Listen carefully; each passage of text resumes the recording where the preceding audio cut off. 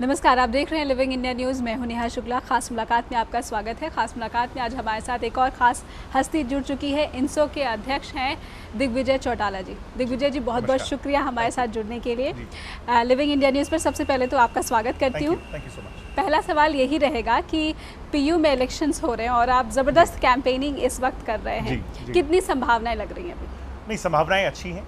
मैं जब भी पीयू आता हूं तो मेरा हौसला जो होता है उससे लाख गुना ज़्यादा जो है जब मैं उस डोर को एग्जिट करता हूं तो बढ़ जाता है। यहाँ के लोगों की ऊर्जा, यहाँ के लोगों की पॉलिटिक्स, मैं ये समझता हूँ ये भारत का कल है। इनकी आंखों में एक चमक है और आने वाला पॉलिटिकल क्लास मुझे इनकी आंखों में नज़र आता है। पंजाब यूनिवर्सिटी का विद्यार्थी यहाँ की जो नर्सरी पैदा ये कर रहे हैं, आज राजनीति का स्तर इतना क्यों गिर गया? क्योंकि राजनीति को पैदा करने वाले इंस्टीट्यूशंस जो हैं, राजनीतिज्ञों को पैदा करने वाले इंस्टीट्यूशंस जो हैं वो कमज़ोर पड़ गए। मगर आज भी पंजाब यूनिवर्सिटी में जब आप कदम रखेंगे तो वहाँ के क्लास को, वहाँ की राजनीति के स्तर को देख करके मुझे लगता है हर आदमी को बड़ी इससे खुशी होगी। राजनीति के स्तर को आप अच्छा बता रहे हैं, लेकिन जब पिछली दफ़े ही यहाँ पर चुनाव हुए थे तो उन चुनाव की जो प्रक्रिया है उस पर भी सवाल खड़े किए गए थे कि कैंपेनिंग में बहुत ज़्यादा पैसा इन्वेस्ट किया जाए। आज जो है एक कमीशन बैठ करके ये तय कर चुकी है कि कितना खर्च होना चाहिए और आज कमीशन के मैंडेटरी रूल्स भी हैं हर ऑर्गेनाइजेशन के लिए। हम कभी एमपी या एमएलए का चुनाव जब देखते हैं, विधानसभा या लोकसभा का चुनाव देखते हैं तो हर चीज़ पर एक लिमिटेशन तो है और उस लिमिटेशन से राजनीतिक दल जो है कभी उस लिमिटेशन में बाधित नहीं रहते, उससे बाहर निकल करके काम करते हैं। मैं समझता हूँ कि इन रूल्स को और ज़्यादा सख्त करने की ज़रूरत है, पर कतई इसका ये मतलब नहीं कि इन चुनावों को बंद कर दिया जाए। आज बहुत सारे लोग इस चीज़ पर सवाल उठाते हैं कि इतना पैसा बहा दिया जाता है, तो पैसा तो फिर विधानसभा और लोकसभा के चुनाव में बहा दिया जाता है। अगर मैं यही कहना चाह रहा हूँ कि अगर नर्सरी कमज़ोर रह जाएगी तो वो जो पार्लियामेंट्स और असेंबलीज हैं वो कमज़ोर हो जाएगी। तो कल अच्छा हो और कल मजबूत हो, इसलिए ज़रूरी है कि हम आज का जो नौजवान पीढ़ी है उसको एक अच्छी राजनीतिक प्रक्रिया में से गुजार करके निकालें। अच्छी राजनीति की बात आप कर रहे हैं, मुद्दे आपने कौन कौन से अच्छे वाले उठाए? देखिए, जब भी हम इन यूनिवर्सिटीज़ और इंटेलेक्ट्स के बीच में जाते हैं, पढ़े लिखे लोगों के बीच में जाते हैं ना, तो और ख़ास तौर पे चंडीगढ़ जैसी जगह पर जब हम आते हैं तो हम ये नहीं कह सकते कि हम हरियाणा में सरकार आ जाएगी तो ये कर देंगे, या पार्लियामेंट के अंदर जी दुष्यंत जी या हमारे चरणजीत सिंह रोड़ी जी ये बात कहेंगे तो ये हो जाएगा। जब हम यहाँ पर आते हैं तो सबसे बड़ा इशू है हॉस्टल का कि जी हॉस्टल के बाथरूम में जी पानी की टूटी नहीं चल रही। सबसे बड़ा इशू है कि जी वहाँ पर थर्ड ईयर के स्टूडेंट्स को सिंगल बेड रूम नहीं मिल रहे। सबसे बड़ा इशू है जी कि लाइब्रेरी में उपयुक्त जो है किताबें नहीं हैं। सबसे बड़ा इशू है कि फैकल्टी जो है पूरी नहीं है, या फैकल्टी पूरी है तो पढ़ाई पूरी नहीं होती। सबसे बड़ा इशू है कि थोड़ी बहुत अटेंडेंस कम हो तो उस स्टूडेंट को जो है एग्जामिनेशन देने से रोक दिया जाता है। इस तरह के जो इश्यूज़ हैं ये बड़े अति गंभीर इश्यूज़ हैं और मैं कहता हूँ कि जब आप कभी यूनिवर्सिटी में जाएंगे तो आपको पता चल जाएगा कि इन बातों का कितना महत्व है जी।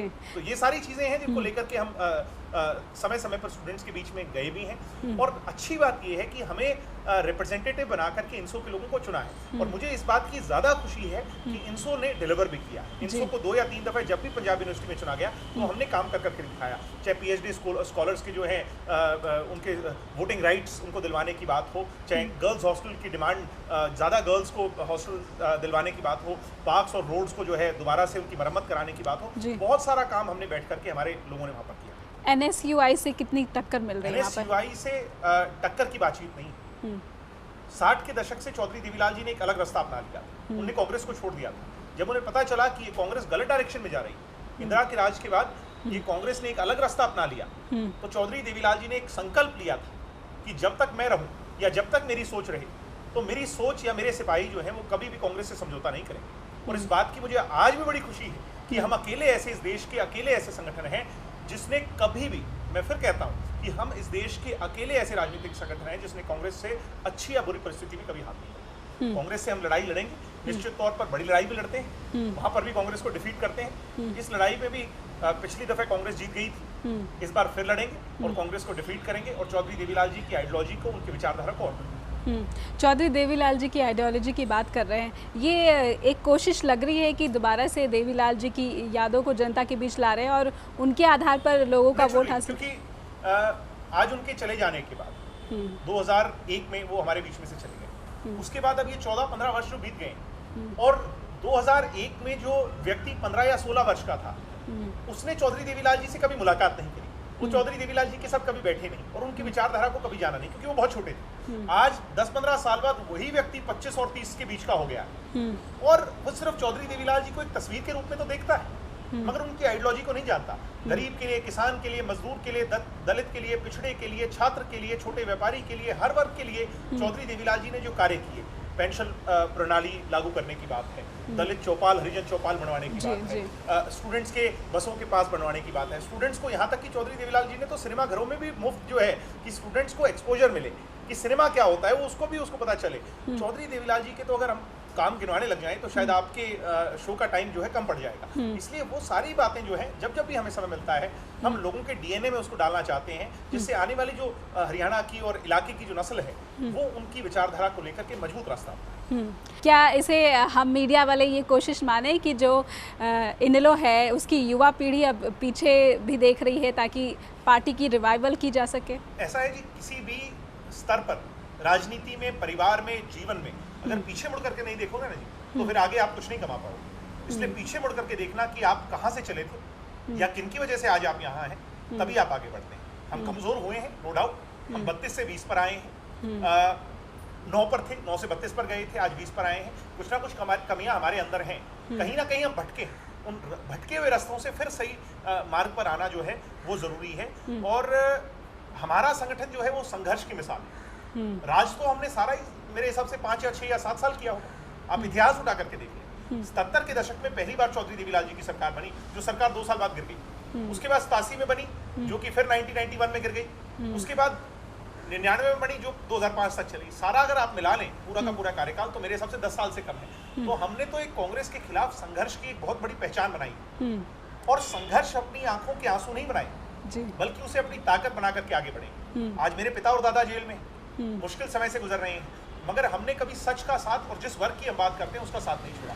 निश्चित तौर पर जो कमियां हमारे में रही हैं उन कमियों को सुधार करके उन्हें उस मुख्य धारा में आकर के चौधरी देवीलाल जी के विचारों को जनता के बीच में और उनको उनके अधूरे सपनों को पूरा करने के लिए लगाई। जी, आप जाने माने नेताओं के पीढ़ी खानदान से आते हैं, परिवार से आते हैं, कितनी एक्सेप्टेंस जनता के बीच आसानी से मिल गई?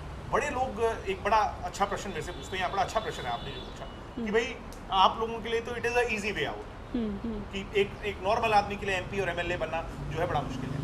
आप मान करके हैरान रह जाएंगे कि चौधरी देवीलाल जी ने जब राजनीति शुरू करी और चौटाला साहब ने जब चुनाव लड़ने शुरू करे, आज मेरे दादा जो है उनका ट्रैक रिकॉर्ड उठा करके देखेंगे, वो 1 या 2 चुनाव नहीं जीते, वो कई दर्जन चुनाव जीत चुके। एक बार तो चुनाव आप अपने पिता और दादा के नाम से जीत सकते हैं जी, दूसरी बार भी जीत सकते हैं, मगर तीसरी बार जनता आपके काम को देखती है, दूसरी बार जनता आपके काम को देखती है। मेरे पिता ने पहला चुनाव, ये भी आपको शायद ना जानकारी, मेरे पिता ने अपना पहला चुनाव दाता रामगढ़ राजस्थान से लड़ा। हमारा बैकग्राउंड हरियाणा से, उन्होंने राजस्थान से जाकर चुनौती ली, भैरव सिंह शेखावत के गढ़ में जाकर के चुनौती ली और वहां पर जीत करके आए। दूसरा चुनाव राजस्थान से नॉर्थ से जीते, तीसरा चुनाव जो है फिर हरियाणा में लड़े और भिवानी में जो है बंसीलाल जी के बेटे को, सुरेंद्र सिंह जी को हराने का काम किया और रिकॉर्ड स्तर से देश का सबसे बड़ा रिकॉर्ड जो है बनाने का काम किया। एक बार तो जो है आप अपने पिता या दादा के नाम से जीत सकते हैं, बार बार नहीं जीत सकते। आज भाई दुष्यंत सिंह चौटाला जो मेरे बड़े भाई, उन्होंने चुनाव लड़ा और कुलदीप बिश्नोई जो ये दावा किया करते थे, चैलेंज किया करते ठोक ठोक कर कि इनकी तो पुश्तें मुझे नहीं हरा सकती, उस कुलदीप बिश्नोई को जो है 30,000 वोटों से ज्यादा संख्या से हराने का काम किया।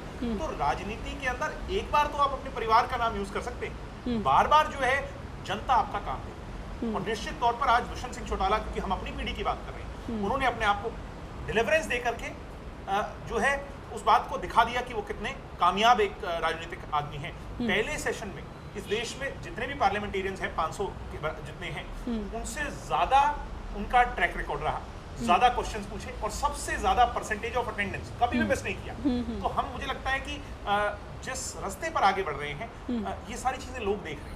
अब वो जमाना चला गया कि जात पात की राजनीति, मैं समझता हूँ आज भी, मगर अब वो जमाना जो है वो छूट गया पीछे। अब लोग ये ज्यादा देखते हैं कि इसका काम क्या है, और उस काम में मुझे लगता है कि डिलीवरेंस की आपको क्या जिम्मेदारी थी, उस जिम्मेदारी को आपने कितना पूरा किया, वो सबसे बड़ा। आपने जात पात की राजनीति की बात कही, हरियाणा में ये काफ़ी होता रहा है, हर बार चुनाव में ये देखने को मिलता है। इसके खिलाफ कोई इनिशिएटिव आपकी पार्टी लेगी? नहीं, हम तो सदैव बोलते हैं और हम संगठनात्मक तौर पर उस बात को प्रूव भी करते हैं कि आज हमारे प्रदेश के अध्यक्ष जो हैं वो पंजाबी बिरादरी से, जबकि प्रदेश के चीफ मिनिस्टर भी पंजाबी बिरादरी से। मगर पिछले 10-15 सालों से हमारे प्रदेश के प्रदेश अध्यक्ष अशोक अरोड़ा जी पंजाबी बिरादरी से, आप मेरे इंसों के संगठन को उठा करके देखिए, आपको पंजाबी में मिलेगा, आपको वैश्य में मिलेगा, आपको दलित में मिलेगा, आपको पिछड़ा वर्ग का साथी में मिलेगा और आपको जाट में मिलेगा। 36 बिरादरी की संगठनात्मक तौर पर ये संगठन है। आप हमारे और तो और छोड़िए, आप हमारे टिकट वितरण को देख लीजिए, हमने 90 टिकटें बांटी। आज बीजेपी भी फाइट में थी, भाजपा भी फाइट में थी, कांग्रेस भी फाइट में थी। इन सारे संगठनों का आकलन कर लीजिए, एमपी और एमएलए के चुनावों का, किसने 36 बिरादरी के लोगों को ज्यादा टिकट। मैं कहता हूं दूध का दूध पानी का पानी वहीं हो जाएगा। और मेरे हिसाब से इससे बड़ा संकेत चौधरी ओम प्रकाश चौटाला एक जाट नेता के तौर पर नहीं, बल्कि 36 बिरादरी के नेता के तौर पर एक्सेप्ट हुए हैं, तभी उनको बार बार लोगों ने चीफ मिनिस्टर के तौर पर चुना है। जी, आपने अशोक अरोड़ा का जिक्र किया।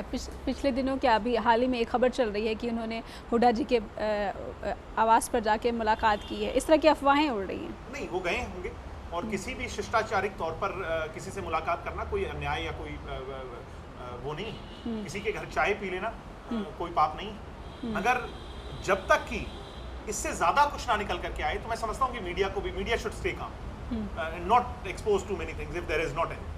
तो वो हाइपोथेटिकल सिचुएशन बना करके क्रिएट कर करके कि नहीं जी ये हो गया होगा जी, चाय में पता नहीं क्या आधे घंटे 1 घंटे की बातचीत चली हो, तो मैं समझता हूँ ऐसा कुछ नहीं। जी, यानी इस तरह की जो राजनीति है, ये शिष्टाचार जो दिखता है, ये सब सही होना चाहिए। अगर ये ज्यादा होगा, शायद मीडिया को तो बोलने को कुछ मिल जाए, मगर इससे हमारी राजनीति का स्तर सुधरता है कि हम आदान प्रदान अपने विचारों को कर सकें। किसी विरोधी के साथ भी बैठते हैं तो हम कुछ ना कुछ सीखें, हम अपने विरोधियों से भी सीखें, मगर इसका कतई ये मतलब नहीं कि हम उनके साथ मिल जाए। भूपेंद्र सिंह हुड्डा, कांग्रेस पार्टी, ये हमारे सबसे बड़े दुश्मन है, राजनीतिक दुश्मन है, पारिवारिक दुश्मन नहीं जी। ये हमारे राजनीतिक दुश्मन है। राजनीतिक दुश्मनों से लड़ाई जो है वो हथियारों की और तोप तलवारों की नहीं होती, मुद्दों की होती है, बटनों की होती है। और उस बटन से हम उनको हराने का काम करते आए, करेंगे, इन फ्यूचर भी करेंगे, कई बार हम भी हारे होंगे। इंसो के बारे में ही चर्चा करते हैं। जब से आप आए हैं तो इंसो को कितना संगठन जो है मजबूत कर पाए? मेरे पास एक चैलेंज ये था कि मुझे एक परिस्थिति ऐसी में ये जिम्मेवारी मिली जब पिता और दादा जेल में। 5 अगस्त 2013 को तालकटोरा के स्टेडियम में एक मीटिंग बुला दी गई। चौटाला साहब ने कहा कि, और मुझे बताया नहीं था कि मुझे जिम्मेवारी दे रहे हैं जी। वो तो सिर्फ और सिर्फ हमें एक बड़ा कार्यक्रम करने के लिए कहा गया। जेल से संदेश आया था, एक लेटर आया था, हमने एक बड़ा कार्यक्रम किया। कम से कम 30-40 हज़ार नौजवान जो हरियाणा प्रदेश के इस जुनून को लेकर के कि हमारे नेता के साथ अन्याय हुआ, हम एक मंच पर आकर के अपनी ताकत दिखाएंगे। वो वहाँ पर आए और अंत में ये अनाउंस कर दिया गया कि सारी जिम्मेवारी जो है आने वाली दिग्विजय के कंधों पर डाल दी। तो मेरे सामने ये चैलेंज जरूर था, ये ताज नहीं था ये, बल्कि एक चैलेंज था। तो मैंने तो सब लोगों से एक ही बात कही थी कि भाई दिग्विजय के बल्ले कुछ नहीं, दिग्विजय के बस में कुछ नहीं। दिग्विजय के बस में तभी है जब एक एक कार्यकर्ता दिग्विजय बन करके या ओम प्रकाश चौटाला बन करके काम करे। और मैं समझता हूं कि हमने अपनी जिम्मेवारी को बहुत हद तक निभाया जी। दुष्यंत जी के चुनाव में, सिरसा के चुनाव में, पूरे प्रदेश के लोकसभा के चुनाव में, विधानसभा के चुनाव में, जहां जहां जिम्मेवारी हमें मिली हमने निभाया। हमने यात्रा करी, मुझे आज भी याद है कुलदीप बिश्नोई जी की यात्रा भी सेम डे शुरू हुई और सेम डे खत्म हुई। हमारी यात्रा भी उसी दिन शुरू हुई और उसी दिन खत्म हुई। पूरे प्रदेश में राजनीतिक परिस्थिति और माहौल बनाने की बात थी। हम तो नौजवान थे। कुलदीप बिश्नोई जी ने एक बयान में, इंटरव्यू में कह दिया कि ये तो बंदरों की फौज है। उस बंदरों की फौज ने मुख्यमंत्री भूपेंद्र सिंह हुड्डा के गढ़ में जाकर अपना झंडा गाड़ा और 10,000 आंखें डोनेट कर करके सामाजिक तौर पर विश्व स्तर पर चौधरी देवीलाल जी का नाम फिर से ऊंचा किया। जबकि कुलदीप बिश्नोई तो अपने ही घर में हिसार में ये कहते रह गए कि मैं शेर हूं। तो हमने हर चैलेंज को स्वीकारा और पूरा किया। एक मुझे मलाल है और वो मेरी पीड़ा है, और वो यही बात है कि हम चौटाला साहब को 2014 में 15 में मुख्यमंत्री हरियाणा का नहीं देख सकते। और ये पीड़ा जख्म बन करके आज हमारे रक्त में, हमारे खून में, हर व्यक्ति के, हर इंसों के कार्यकर्ता के बह रही है। और इसका हमने बदला लेना, शायद अपने आप से भी लेना कि हमारी कोई कमी रह गई, और जल्द लेना है। 2019 ज़्यादा दूर नहीं है। राजनीति में समय का बदल जाए। नरेंद्र मोदी जैसे लोग जो आज इस देश के माननीय प्रधानमंत्री हैं जी, अमित शाह जैसे लोग जिनको प्रधानमंत्री मोदी जी कहते हैं कि दुनिया के सबसे कामयाब अध्यक्ष हैं, इन लोगों पर जेल का खतरा मंडरा रहा। रोज आपके टीवी चैनल के लोग ये चलाते थे कि कल जेल जाएंगे, शायद जेल हो जाए, शायद मुख्यमंत्री पद चला जाए, और वो आज इस देश के कामयाब लोगों में से एक बन गए। तो राजनीति में घड़ी का बदल जाए, आज क्या है और कल क्या हो जाए।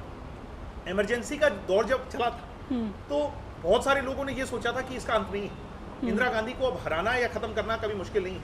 मगर चौधरी देवीलाल जी जैसे लोगों ने, जयप्रकाश नारायण जैसे लोगों ने, लोह पुरुष राम मनोहर लोहिया जैसे लोगों ने कभी पीछे मुड़ करके नहीं देखा। उन्होंने तो सिर्फ अपनी ताकत को पहचाना, जाना और आगे बढ़ गए। तो इसलिए मैं समझता हूँ कि इस सिचुएशन को भी हम डिफीट करेंगे और ये जख्म जल्दी भर देंगे, ये आप उम्मीद कर बस रहे हैं। ये जख्म है, ये हमारी पीड़ा है, और जब तक उस पीड़ा को चैलेंज बनाकर हम आगे नहीं बढ़ेंगे तो मैं समझता हूँ कि फिर हम कायर हैं। जी दिग्विजय जी, मैं तो अपने कार्यकर्ताओं से मिलता हूँ, मैं ये कहता हूँ कि अगर हार से डर गए तो ये मृत्यु बराबर है। हार से उठो, हार से सीखो और ज्यादा आगे बढ़ करके फिर एक बड़ी जीत हासिल करो। जी रोकना पड़ेगा, एक छोटा सा ब्रेक यहाँ पर ले लेते हैं, ब्रेक के बाद फौरन लौटते हैं। आप बने रहिए हमारे साथ।